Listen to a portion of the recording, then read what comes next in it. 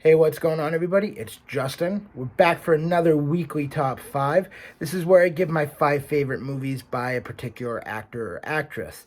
Now, for anybody who didn't watch the newest 6 Degrees of Kevin Bacon featuring Michael Fassbender, I said I was going to go back to my original format where the name I drew was also going to be the name of the person for my weekly top five, and then I would throw a couple reviews out during the course of the week. So this week's weekly top five is Michael Fassbender. 3 of his movies, very easy. Right off the bat, I knew these were going to be my top five.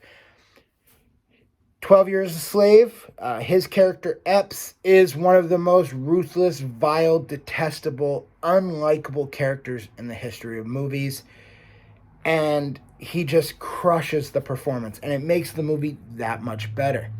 And it's crazy because he seems, you see him in interviews, he seems like a genuinely nice guy. I don't know the man personally, but everything you see is like, all right, this is a nice guy. And yet he flipped a switch to become just one of the most unlikable people ever. So 12 Years a Slave, definitely in my top five. Shame, also directed by Steve McQueen, who did 12 Years a Slave. In this movie, he is a smart, well-to-do businessman in New York. However, he has a sex addiction that has affected his life. And it gets so bad, at one point, he has thoughts about being with his sister, who has a lot of issues in her own right, played by Michelle Williams. She killed it. It's a great movie. If you haven't seen it, you have to see it. Go see Shame. Stop what you're doing and go watch Shame. Inglourious Basterds, another performance. He's not in it very long, and I've actually reviewed Inglourious Basterds on the channel. His performance as Lieutenant Archie Hickox is phenomenal. It's not a very long performance because he's only in it for 20, 25 minutes of the movie, I would say. But his dialogue in one of the most pivotal scenes of the movie just almost steals the show. It's very Tarantino-esque, and it's a dialogue driven, just a few people at a table.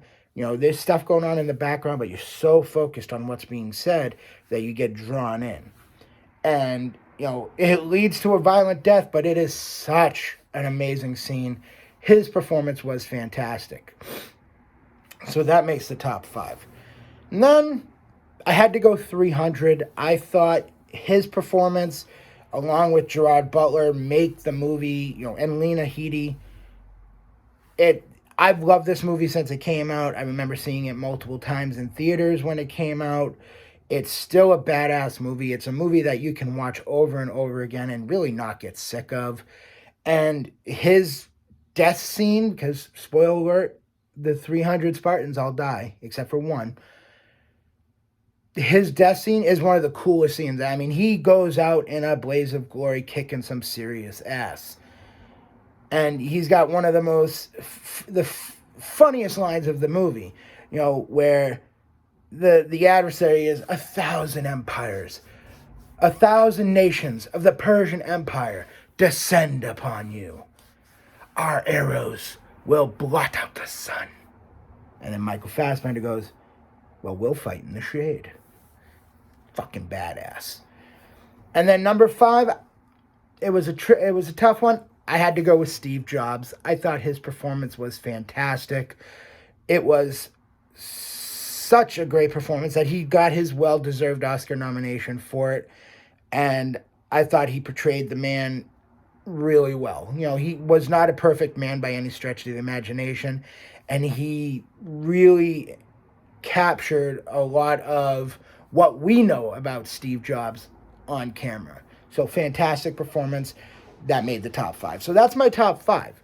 Shame, 12 Years a Slave, Inglourious Basterds, 300, Steve Jobs. That's my top 5. Couple of honorable mentions.